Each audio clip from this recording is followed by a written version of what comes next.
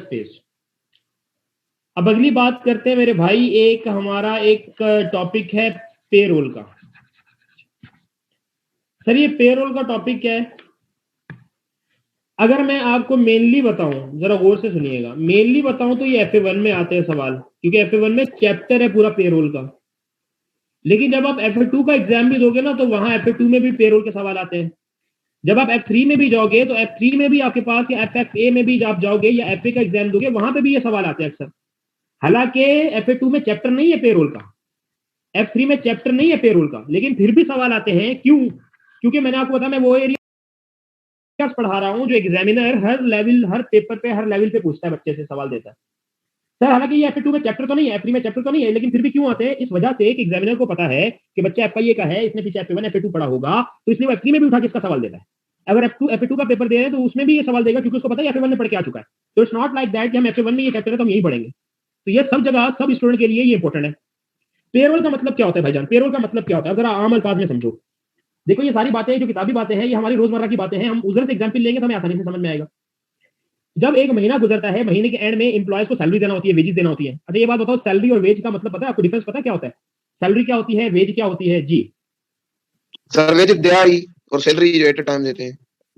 Sorry sir veg मतलब दिहाड़ी होती है जो पर डे होती है, तारीख देते हैं जी। और सर सैलरी एट टाइम देते हैं मंथ के एंड में। यार अक्सर ऐसा भी तो होता है, वेजेस भी तो एक महीने के एंड में एक साथ ही दे रहे होते हैं, मैंने खुद देखा ये। वेजेस को भी महीने के एंड में सर एक साथ दिया जा वेजेस रहा होता को है। पर आवर के हिसाब से होती है ना सर, पर आवर अब मतलब जो बिल्कुल है सही कहा आपने, देते पर हैं। आवर या पर डे के हिसाब से होते हैं, जरा गौर करना। देखो एक बिजनेस के पास दो तरह के लोग होते हैं। एग्जाम्पल दे रहा हूँ, एक एडमिन स्टाफ है और एक लेबर स्टाफ है। दोनों में फर्क है। मे भी पॉसिबल जो एडमिन स्टाफ को मिल रही है उसे नाम दिया जाता है सैलरी, और जो लेबर स्टाफ को पैसे दिए जा रहे हैं उसको नाम दिया जाता है वेज। वेज मतलब इनका पर डे का डिसाइड होता है, यार आपको 1000 रुपए पर डे मिलेंगे। इनकी सैलरी बताई जाती है कि भाई आपको लेट्स से इस पूरे महीने में हम आपको जो सैलरी देंगे, इनकी मंथली सैलरी होगी भाई 15,000 रुपए पर मंथ। तो जो सैलरी होती है नॉर्मली वो मंथली बेसिस पे होती है, और जो वेज दिहाड़ीदार मजदूर होते हैं उनको वेजेस के हिसाब से पैसे मिलते हैं। और मजे की बात आगे, जिनको सैलरी मिलती है उनकी अगर वो हफ्ते बाद छुट्टी भी कर ले तो उनके पैसे नहीं करते, लेकिन अगर ये वीकडे में छुट्टी कर ले तो उस दिन के इनको पैसे नहीं मिलते। जिस दिन का काम करेंगे उस दिन के इनके पैसे बनेंगे। वो अलग बात है कि चाहे तो बिजनेस में 1000 रुपए हर रोज भी देता जाए, मना नहीं है कि एक दिन काम किया, शाम में जाने से पहले 1000 रुपए दे दिए।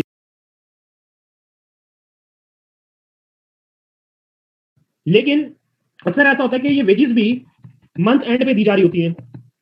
सर ये क्या मतलब? वो ये तो हर रोज के नहीं थे भाई, हर रोज के थे, वो जमा होते गए, या तो 15 दिन के बाद दिए गए, 10 दिन के बाद दिए गए, हफ्ते बाद दिए गए, हर रोज दिए गए, या मंथ एंड पे भी दिए गए।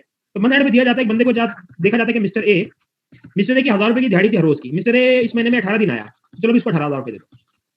मिस्टर बी की 1000 रुपए दिहाड़ी थी, लेकिन ये 15 दिन आया, चलो इसके 15,000 रुपए दे दो। तो इनको दिनों के हिसाब से पैसे मिलते हैं। वो मिलेंगे कब? वो डेली भी मिल सकते हैं, वो वीकली भी मिल सकते हैं, वो 15 दिन के हिसाब से मिल सकते एंड हैं, ऑफ द मंथ वो एंड ऑफ द मंथ भी मिल सकते हैं। वो कोई मना नहीं है इसमें वेजेस कब देनी है। लेकिन जो सैलरी है ना, सैलरी आपकी मंथ एंड पे मिलती है। सैलरी के लिए हर रोज 15 दिन 20 दिन की कहानी नहीं है, सैलरी मंथ एंड पे आपको मिलेगी। ये तो एक फिक्स रूल है सैलरी के लिए, सही है। वेजेस कभी भी मिल सकती है। वेजेस तो डिपेंड करता है कि लेबर का और बिजनेस का आपस में किस तरह का अरेंजमेंट है। उस अरेंजमेंट के तहत वो जब चाहे, जो इनकी म्यूचुअल कंसेंट है उसके हिसाब से सैलरी वेजेस है। यहाँ तक क्लियर है बच्चा? Yes sir. तो ये सारी बातें हम पढ़ेंगे पेरोल में, इस तरह की। पेरोल में क्या बोल रहा है कि payroll is a list of employees and what they are being paid. Payroll में हम देखते हैं कि हमारे पास बंदे क्या क्या है और हमने उनको देना क्या है, उनको देते क्या है। ये सारा कुछ डाटा रिकॉर्ड मेंटेन होता है पेरोल के अंदर।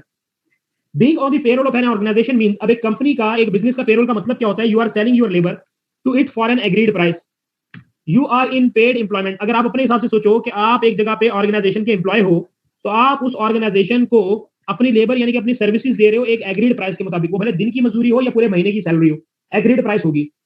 You are in paid employment, आपको मंथली पैसा भी मिलता है। And your employer benefits from your skills and tone. अब लाजमी नहीं है कि सिर्फ सूखी सूखी सैलरी मिले या वेज मिले, इसके साथ और बहुत सारी चीजें। यहाँ पे एक वर्ड आया मेरे पास, बेनिफिट का। तो भाई एक एम्प्लॉय को सैलरी वेज के साथ डिफरेंट बेनिफिट भी मिलते हैं। कोई बेनिफिट की एक एक एग्जांपल देंगे, क्या क्या बेनिफिट मिलते हैं भाई?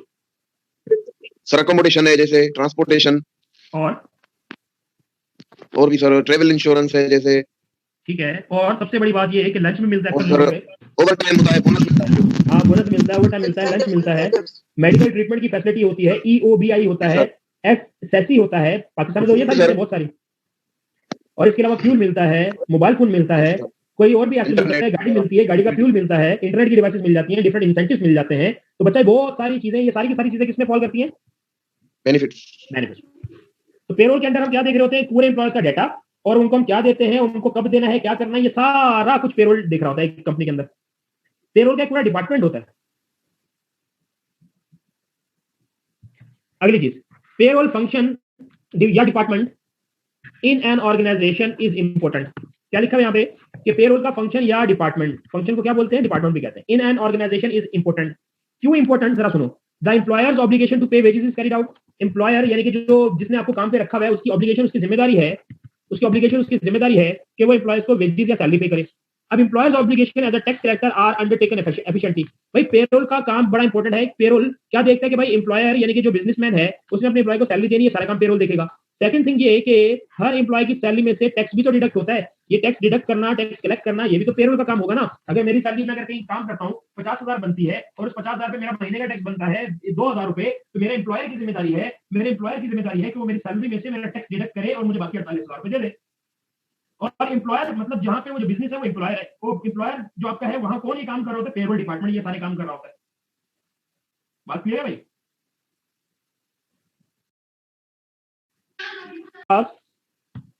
Employer's legal responsibilities duties to collect income tax. आप कहीं पे काम कर रहे हो, इनकम कमा रहे हो, उस इनकम पे गवर्नमेंट ने लेना इनकम टैक्स। वो इनकम टैक्स कैसे लेगा, वो आपका एम्प्लॉयर को बोल देगा। आपके एम्प्लॉयर की लीगल रिस्पॉन्सिबिलिटी है कि आपकी पैसे में से, आपकी इनकम में से इनकम टैक्स डिडक्ट करें। जब कभी भी आप भी अपना बिजनेस चलाओगे तो बीइंग अ बिजनेसमैन सोचो, आपके पास 10 लोग काम करने वाले हैं, उनको जो आप सैलरी दे रहे हो उनके लिए एम्प्लॉयमेंट इनकम है, लेकिन वो पूरी सैलरी नहीं देनी, बल्कि उनका टैक्स का हिसाब भी रखना है, क्योंकि गवर्नमेंट ने आपका गला पकड़ना है। क्योंकि एम्प्लॉयज आपने रखे हैं, उनका जो टैक्स बनता था इनकम पे, वो टैक्स आपने उनकी सैलरी में से काट के गवर्नमेंट को पे करना है। तो रिस्पॉन्सिबिलिटी किसकी होगी, एम्प्लॉय की रिस्पॉन्सिबिलिटी होगी। अब एम्प्लॉय क्या क्या करता है, operate the income tax system for all covered by it, maintain necessary record, pay the income tax and benefit contribution collected from employees. के एम्प्लॉय से जो टैक्स डिडक्ट हुआ वो किसे पे कर दे, टैक्स अथॉरिटी को हर महीने, क्योंकि एम्प्लॉय को हर महीने सैलरी दी जाती है और उस सैलरी में से हर महीने इनकम टैक्स काटा जाता है। तो हर महीने फिर वही एम्प्लॉयर ने वो टैक्स जो एम्प्लॉय की सैलरी से काटा है वो गवर्नमेंट को पे करना है। ये टैक्स अथॉरिटी कौन है जी, गवर्नमेंट है। पाकिस्तान की टैक्स अथॉरिटी का नाम बताएंगे कोई, पाकिस्तान की टैक्स अथॉरिटी का नाम बताएंगे कोई जी? FBR, federal board of revenue. UK की टैक्स अथॉरिटी का नाम बताएंगे कोई जी? भाईजान आपने वैट पढ़ा है ना, वैल्यू एडेड टैक्स, HMRC। हाँ वेरी राइट। HMRC का नाम क्या है पूरा? Sir HM revenue and custom है पूरा पूरा HM revenue and customs. HM का भी कुछ बनता है सर HM का सोचो सोचो क्या बनता है HM का? हर majesty revenue and custom. HMRC का नाम क्या है? हर मैजेस्टी रेवेन्यू एंड कस्टम्स। ये एक नंबर के एमसीक्यू पूछ लेते हैं आपसे।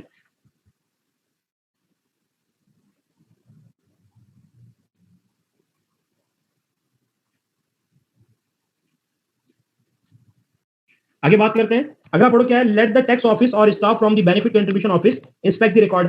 भाईजान अगर आप एम्प्लॉयर हो, आप अपने सारे एम्प्लॉयज का डाटा मेंटेन कर रहे हो, उनकी सैलरी में से मंथली टैक्स काट के गवर्नमेंट को पे कर रहे हो, लेकिन गवर्नमेंट ये काम कर सकती है, गवर्नमेंट चेक करने आ सकती है आपके रिकॉर्ड्स को। तो ये पॉइंट लिखा हुआ है, लेट द टैक्स ऑफिस यानी कि जो टैक्स ऑफिसर है और staff from the benefit contribution office, और भी बेनिफिट कंट्रीब्यूशन के भी बहुत सारे ऑफिस होते हैं यूके में, उनके जो लोग हैं, उनके जो ऑफिसर्स हैं, वो आके आपके रिकॉर्ड्स को चेक कर सकते हैं, आप मना नहीं कर सकते। सही है जी? यहाँ क्लियर है बच्चों? Yes sir, done. अब एम्प्लॉयर की अगली रिस्पॉन्सिबिलिटी पढ़ो क्या है। आप एम्प्लॉय हो, आपने महीने के एंड में 15,000 रुपए कमाए, 15,000 रुपए आपको मिल गए। ये 15,000 कैसे बने, आपको कैसे पता चलेगा? बीइंग एन एम्प्लॉय सोचो, आपको उस पैसे के साथ क्या मिल जानी चाहिए? क्या हाईलाइट किया मैंने? Benefit sir. तो भाई क्या मिल जानी चाहिए? Pay slip sir. Pay slip. उसमें क्या होगा, detailing tax and benefit contribution deduction and give them and annual statement showing the deduction.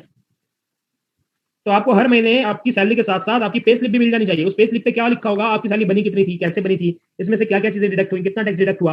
और जब पूरा साल खत्म हो जाता है तो पूरे साल के बाद भी आपको एम्प्लॉयर की तरफ से एक एनुअल स्टेटमेंट मिलती है, और इस पूरे साल में जो जो आपकी सैलरी में से चीजें डिडक्ट हुई हैं, जितना जितना टैक्स डिडक्ट हुआ है, वो सारी की सारी इंफॉर्मेशन इस एनुअल स्टेटमेंट पे होती है।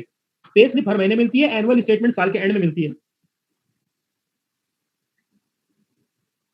कम से कम 3 साल तक, एक टैक्स ईयर खत्म होने के बाद अगले 3 साल तक उस टैक्स ईयर के रिकॉर्ड को अपने पास मेंटेन करता है। ये भी उसकी जिम्मेदारी है, टैक्स वाले कभी भी उसे मांग सकते हैं। अगर टैक्स वाले ने मांग लिए पिछले 3 साल के रिकॉर्ड या 3 में से किसी भी 1 साल के रिकॉर्ड, और अगर एम्प्लॉयर के पास नहीं हुए तो फिर उस एम्प्लॉयर पे डिफरेंट पेनल्टीज वगैरह भी चार्ज होती हैं। तो अगर आप यूके में कभी अपना बिजनेस करो तो टैक्स से रिलेटेड रिकॉर्ड कम से कम 3 साल आपके पास मौजूद होने चाहिए। यानी कि अगर आज 2020 है तो 21, 22, 23, 2023 के एंड तक आपके पास 2020 के टैक्स रिटर्न से रिलेटेड रिकॉर्ड मेंटेन होने चाहिए। या तो डन? Yes sir. ये अभी तक हमने रिस्पॉन्सिबिलिटीज पढ़ी। हमने क्या पढ़ी थी? रिस्पॉन्सिबिलिटीज कि जो पेरोल का फंक्शन है, ये जो एम्प्लॉयर काम करता है पेरोल में, एक एम्प्लॉयर को क्या क्या करना चाहिए। अब करता कैसे है वो जरा पेरोल प्रोसेसिंग की बात करते हैं। प्रोसेस क्या है इसका? पेरोल प्रोसेस में कह रहा है कि द मेन रिक्वायरमेंट्स, एक नहीं है एक से ज्यादा है, the main requirements of payroll processing and accounting system are as follows, कि एक पेरोल प्रोसेसिंग डिपार्टमेंट की क्या क्या जिम्मेदारियां हैं वो यहाँ पे बात करते हैं।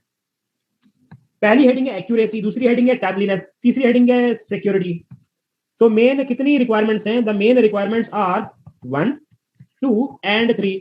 ये पॉइंट आप खुद पढ़ लेना। एक्यूरेसी क्या है कि आप जिसको जो पैसा दे रहे हो, आप जरा खुद सोचो, आप एम्प्लॉयर हो, आपने एम्प्लॉयर्स को सैलरी देनी है, तो सैलरी कितनी देनी? जितनी उनकी सही बनती थी, जिस एक महीने की जितनी उनकी सही अमाउंट बनती थी आप उतनी पे करो, ये आपकी जिम्मेदारी है। और अगर आप सही अमाउंट पे करोगे तो एक्यूरेट अमाउंट पे करोगे।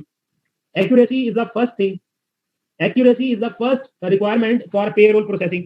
ऐसा नहीं हो कि आप गरीबों के पैसे बने 15-15 हजार हम उनको दे रहे हो 5-5 हजार, ऐसा नहीं करना यार। एक्यूरेटली हर काम करना है आपने। फिर गवर्नमेंट को भी आपने वो पैसे देने जो गवर्नमेंट के सही पैसे बनते थे। ऐसा नहीं है कि आपने एम्प्लॉय की सारे एम्प्लॉय की सैलरी से मिला के 1 लाख रुपए का टैक्स काटा और गवर्नमेंट को सिर्फ 50,000 रुपए पे किए। तो एक्यूरेसी में हर चीज आ जाती है कि आप लोगों के भी सही पैसे पे करो और जो टैक्स के पैसे हैं वो गवर्नमेंट यानी कि एचएमआरसी को भी बिल्कुल सही अमाउंट पे करो। एक्यूरेसी में थर्ड पॉइंट हमें कह रहा है कि the employer cost information is appropriate, कि आपके जितने भी रिकॉर्ड आप मेंटेन कर रहे हो वो रिकॉर्ड आपके बिल्कुल सही मेंटेन होने चाहिए और बिल्कुल सही इन्फॉर्मेशन उस पर रिफ्लेक्ट होनी चाहिए।